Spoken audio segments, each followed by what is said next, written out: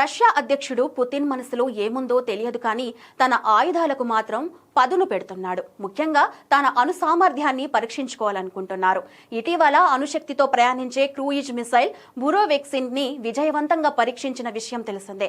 Under water weapon Poseidon ను కూడా test చేశారు. రష్యా వద్ద ఉన్న ఖండాంతర క్షిపణి సర్మత్ కంటే కూడా ఇది శక్తివంతమైనది. బూస్టర్ ఇంజన్ సహాయంతో జలాంతర్గామి నుంచి దీనిని విజయవంతంగా పరీక్షించారు.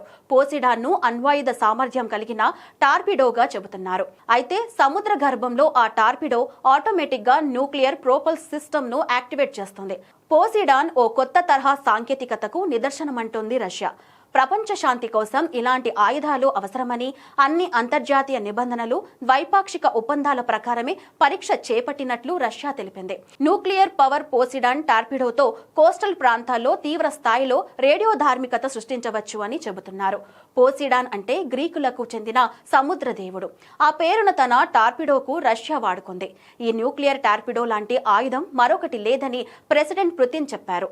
పోసిడాన్ ను అడ్డగించే విధానం ఏదీ లేదన్నారు. పోసిడాన్ న్యూక్లియర్ పవర్ టార్పిడో సుమారు 10,000 కిలోమీటర్ల దూరం ప్రయాణించగలదని తెలుస్తోంది. గంటకు 185 కిలోమీటర్ల వేగంతో వెళ్తుంది. అయితే ఉక్రెయిన్తో జరుగుతున్న యుద్ధంలో వెనక్కి తగ్గేదే లేదన్న ఉద్దేశాన్ని పుతిన్ వ్యక్తం చేశారు. ప్రస్తుతం ఆయుధాల సమీకరణలో అమెరికా, చైనాతో పాటు రష్యా పోటీ పడుతోందని, ఈ నేపథ్యంలో పోసిడాన్ అణ్వాయుధ టార్పిడోను కలిగి ఉండడం గొప్ప విషయమని పుతిన్ అన్నారు. పోసిడాన్ టార్పిడో సుమారు 20 మీటర్ల పొడవు, 1.8 మీటర్ల చుట్టుకొలత కలిగి 100 టన్నుల బరువు ఉంటుంది. మరోవైపు ఆయుధ నిపుణులు ఆయుధం పట్ల భయాందోళన వ్యక్తం చేస్తున్నారు. సుమారు 2 మెగా టన్నుల వార్ హెడ్ ను తీసుకెళ్లగలదని చెబుతున్నారు. తమ వద్ద ఉన్న ఖండాంతర క్షిపణి సర్మత్ కన్నా బెటర్ గా పోసిడాన్ తన సామర్థ్యాన్ని చాటినట్లు పుతిన్ వెల్లడించారు.